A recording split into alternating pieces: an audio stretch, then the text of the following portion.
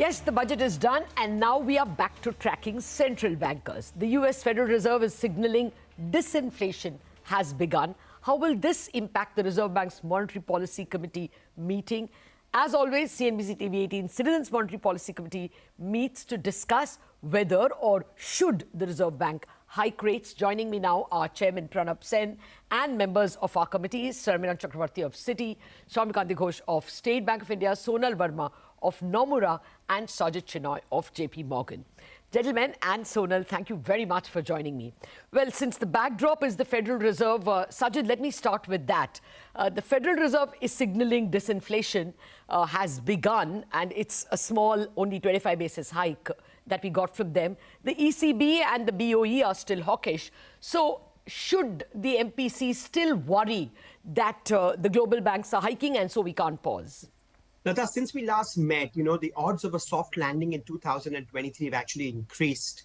The IMF, for example, still expects growth to slow in 23, but less than what was presumed a couple of months ago. A lot of this is because China has reopened faster. The data flow in Europe has been better than was expected. So on the markets are more hopeful that growth, the slowdown will be less. We've begun to see the disinflation. We're heading towards some kind of soft landing. But paradoxically, this actually makes the job of emerging market central bankers harder.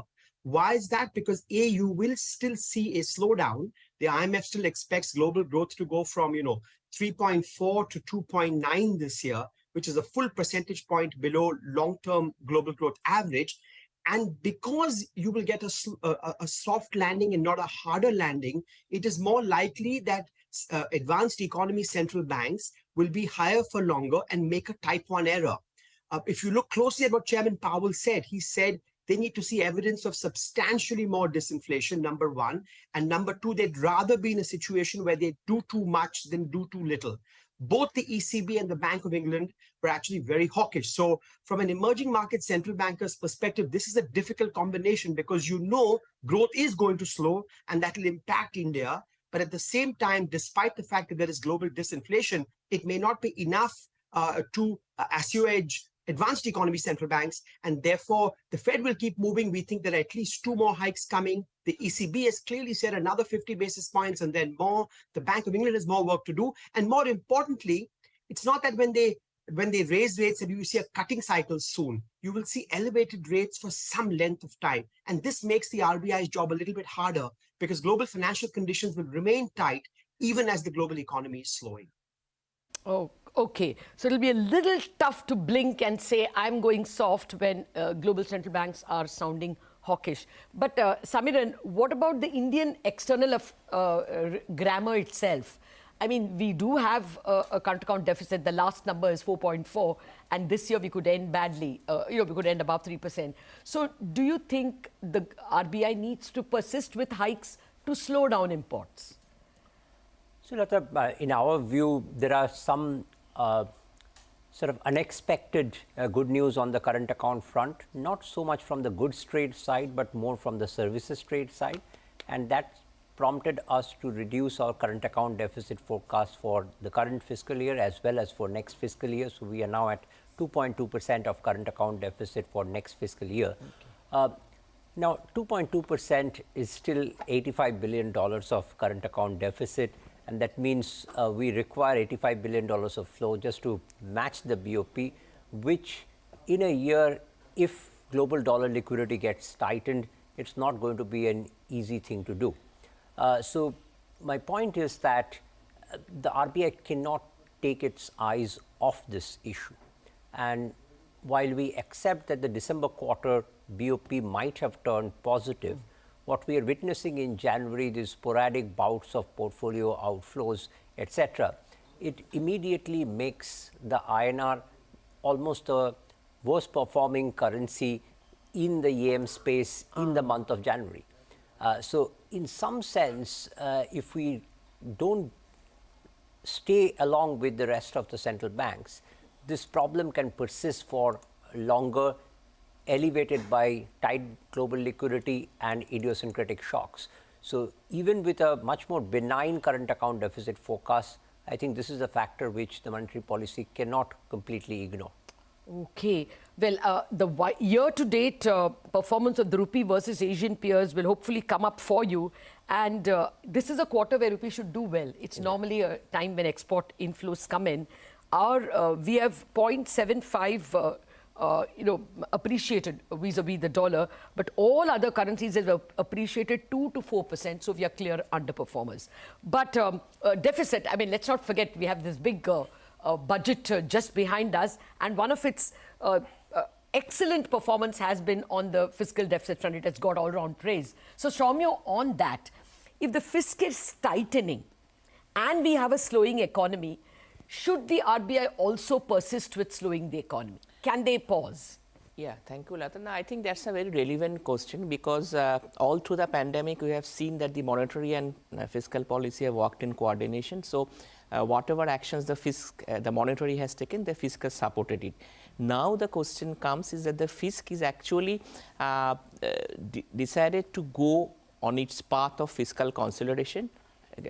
Borrowing numbers are in line with market expectation, are in fact lower than the market expectation, slightly lower. And given the fact that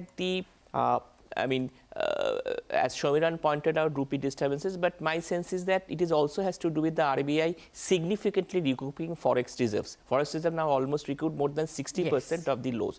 So that could be one of the factors which is holding back and rupee appreciation.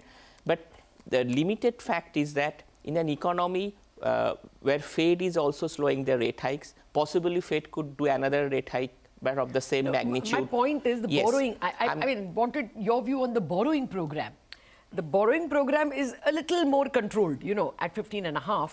So, can the Reserve Bank... Yes. So, basically, if you specifically look into the borrowing program, I think if you look into the composition of the GSEC program, the RBI and the banks and the insurance companies subscribed around 60% of the overall pie.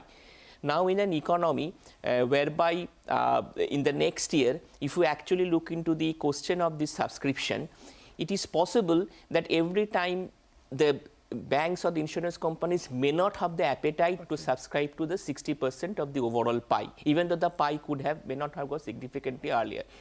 So, if you just do a small dipstick estimates, I think there could be still a shortfall around 2 to 2.5 trillion of amount of GSEC which has to be taken out from the market by somebody else rather than the marketplace. So, I mean the central bank. So, in that case, I think some sort of a liquidity support could be required because we know that because of an HTM and not adequate HTM space, given the fact that also the appetite of the borrowing which has happened last year for the insurance companies, that may not remain this time. So, under such a circumstances, I am not sure whether then continued policy tightening or liquidity tightening could help the cause of the markets, even though given the fact that inflation is coming under control. Okay, sorry, I think I have asked two questions in one. One is the growth support and one is the borrowing support. We'll discuss the liquidity again. But let me come to the core problem of the Reserve Bank and the MPC, the inflation targeting. Sonal, on that, I mean, inflation has actually come in lower than expected for both the months of November and December. So for October, November, December, it's below what Reserve Bank forecast. So do you think the Reserve Bank can relax a bit? And anyway, there's disinflation in other economies as well. It's definitely a positive, Lata, the headline coming down, but the details, of course, show that it's the more volatile components of inflation, like vegetables, which have driven this. The core basket on aggregate is still sticky, but even there, like if one splits out into the details, the commodity side of the core basket, the super core, as we call it, momentum, which was trending around 6% on an annualized basis, in the month of December has actually come down to around 4.5% on our estimates, but it's just 1 month. So per se on inflation, yes, headline coming down is good, but core is still sticky.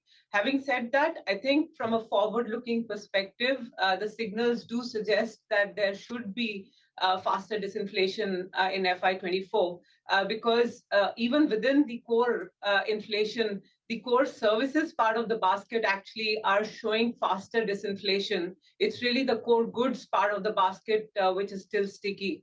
And given the moderation in commodity prices, notwithstanding China reopening, plus the negative growth we are seeing on the export sector, the moderation in industrial production side, so the goods side of the economy is slowing down alongside a moderation in input cost pressure. So I think forward-looking indicators do suggest that goods part of core will also moderate. So I think it is less of an issue for sure compared to back in December. The details are more mixed, but the forward-looking indicators are also positive. Okay, but you know what, Sonal, there are two views on this. There are people who still worry that core is not going to come down. I'll debate that a little later and get other people's views. But let me get the chairman's views.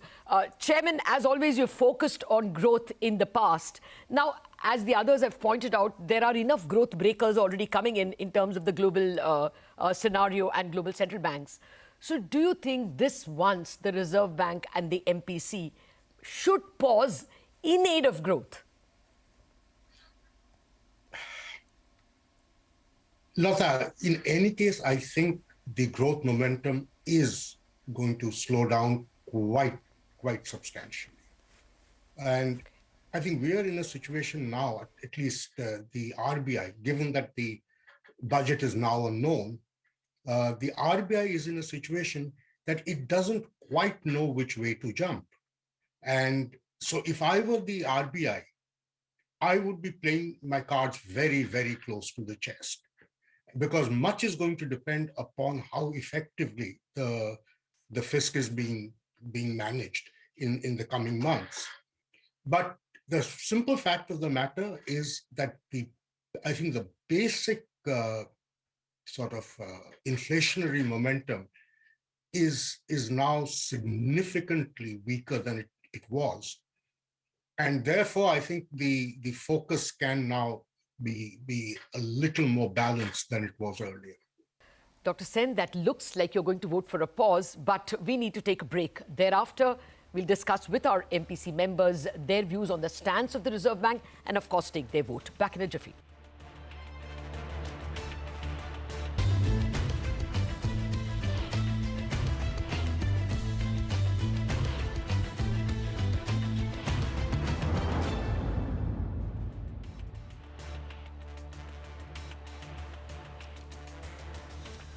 Welcome back. The members of the CNBC-TV18 Citizens Monetary Policy Committee have been debating the issues that will come in front of the Reserve Bank and the MPC. I've been speaking with Chairman Pronab Sen, Samiran Chakraborty, Soumya, Kanti, Ghosh, Sonal, Varma and Sajjid, Chinoy, who are members of our MPC.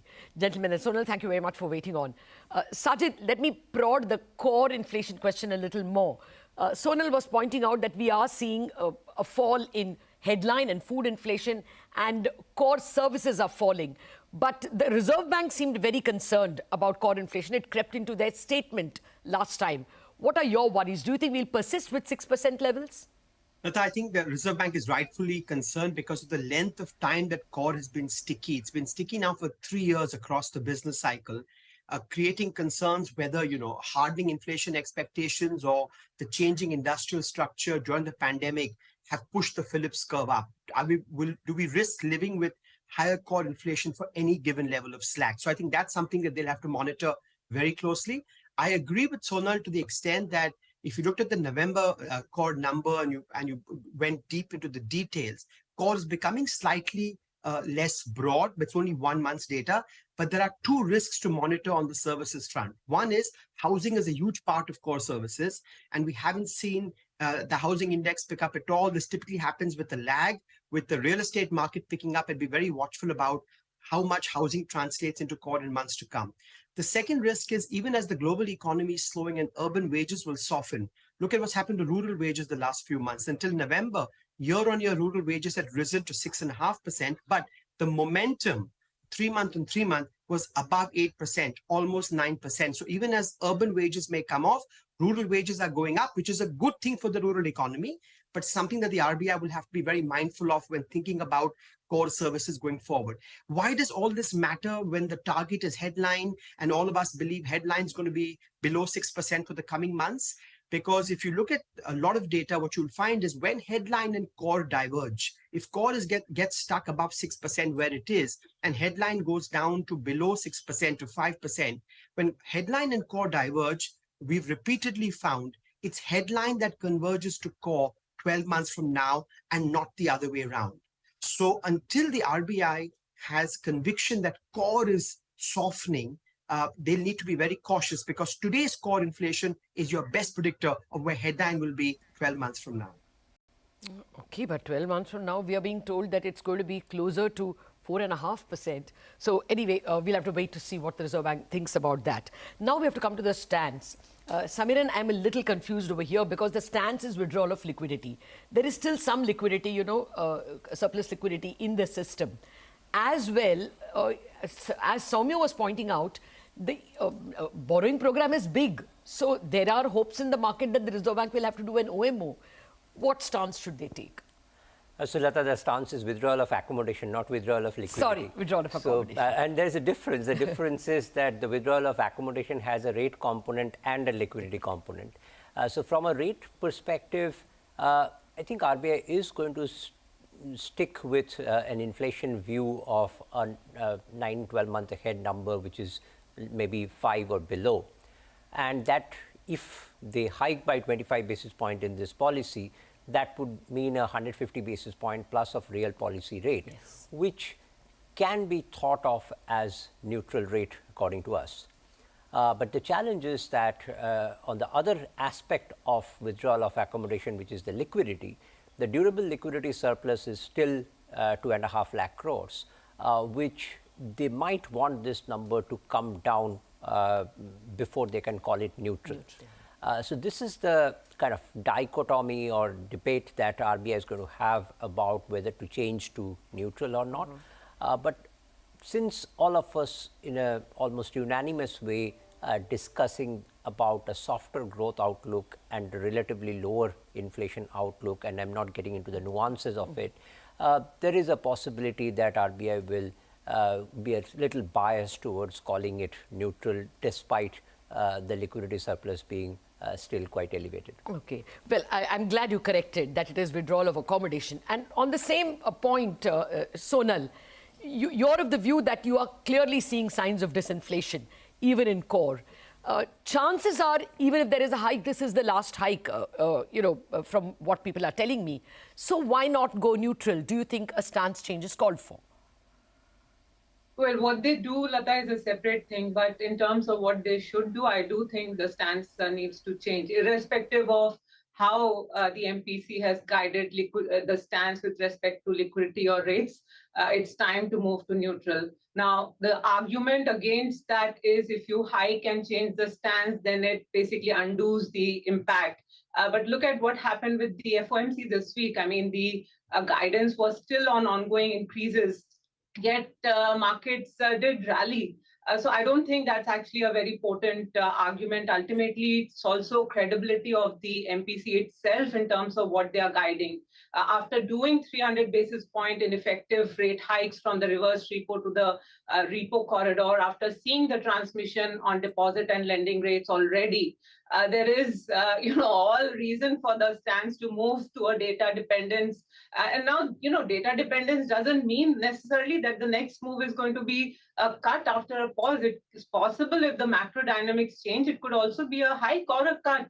But I think it's time to now take a pause and take assess the impact of the tightening that has been done so far. So my view is the stance should definitely change. Okay. Well, since you spoke about the changing situation, we are also now in a situation where asset prices have fallen, at least stock market asset prices have fallen. The governor has been talking about financial stability. Do you think now, for financial stability reasons, neutral stance is called for, or a pause? Yeah, I think, Lata, that's an important point because the wheel has actually turned full cycle from a situation after the pandemic when the primary concern was financial stability, and that was addressed through a lower interest rate regime and liquidity measures. Then the focus turned to inflation because inflation we had to control. Now that we are getting a grip on the control, maybe that wheel has again turned from inflation stability to financial stability to inflation to financial stability. Given this fact, and I think globally, if you see, whenever the central banks are actually slowing down the rate hikes or cutting rates or pausing rates, I think they are in a different league because in unison they raise rates, but when they withdraw, that's a difference. So that actually important implications for financial stability also. So that could be one of the factor which is also which could be at the back of RBI mind. Yes. And finally, very quickly, I think in terms of the stance, if you ask me, I think what Samiran said in terms of the liquidity, we are almost at that level where the RBI wants non-inflationary 2.5 trillion. But if they stand to neutral now, I think that will mean that giving chance of a rate adjustment. I think the time has not yet come to give that to the market that we are not bothered about inflation. So let's be bothered about inflation, but let's be country specific and domestic specific conditions. I wish we can be country specific. It's an extremely confusing backdrop. And Dr. Sen, I want you to put all these things together. Global central banks, a couple of them are still in tightening mode, big ones. And domestically, inflation has fallen, but we are very far from 4%. We have come to below 6%. Growth, as you explained, still under a lot of pressure. What's your overall view that the MPC should take? Lata, the thing is that as far as the MPC is concerned, at the moment, they are in a situation where the conditions of the economy are such that what you're seeing is almost a decided slowdown in terms of growth and a mild trend towards slowdown of inflation, but that's still iffy. Now, given that kind of a reality, the question that is going to plague the RBI, I'm not sure how much the MPC will take it into account, will be that they may come under pressure for not supporting a revival in growth. And that may happen pretty quickly. This is the worry. It is unquestionable that even with the global central banks easing up on their monetary tightening, the global economy is going to slow, less so than we had feared earlier. But nevertheless, this is going to impact us. And I don't think the RBI can be in a position where they're unable to respond because they've committed themselves too quickly. Okay, they are in a very sticky position, as you say, sir. Probably growth is going to slow down, but inflation is way away from the 4% mark. And perhaps this specific MPC will bear the dubious distinction of having inflation at the targeted 4% for the least number of months. So that, I don't know whether that will play on their minds because a couple of the members do seem committed more to growth. But let's see how they'll vote. We first want to know how our MPC members will vote. The first question to all of you, will the MPC hike rates on Feb 8th? And if yes, by how much? May I start with you, Samiran? So we are calling for a 25 basis point hike in the February policy, but this should be the last hike for the moment. Soumya? We are calling for a pause in the February policy. Okay, so already divided house. Sajjid? One final 25 basis point hike in February. Okay. Sonal? Final 25 hike. Okay. Sir, Mr. Chairman, the hikes are winning. Where do you vote? Pause. Pause. Okay, so it's an actually equally divided house. Let's see what they do on stance. What would the stance be? I think changing to neutral will give them the required flexibility at this From point. withdrawal accommodation, it changes to neutral. Soumya? Not yet time to change the stance. Okay, so persist, no change in stance. Sajjid? Persist with the stance or you lose your transmission from previous hikes. Okay, so persist with withdrawal of accommodation. Sonal? Lata, I really don't know. I think the stance needs to change to neutral, but if you're asking me to vote on what they will do, I think they'll retain the existing stance. That's a perfectly divided vote, actually. Dr. Sen? Well, I would go with exactly what Sonal said. But at the end of the day, I have a feeling they should change to neutral. Okay. And they may change to neutral. So, Dr. Sen, you're going with neutral, right? Okay, in that case, we have a perfectly divided house. We have three people who are opting for staying on, staying on with withdrawal of accommodation, and two persons, Samiran and Dr. Sen, voting for a change to neutral. It's going to be a very interesting RBI deliberations at the Monetary Policy Committee. That will be coming up for you on Feb 8th. Thank you very much for watching the Citizens MPC deliberations.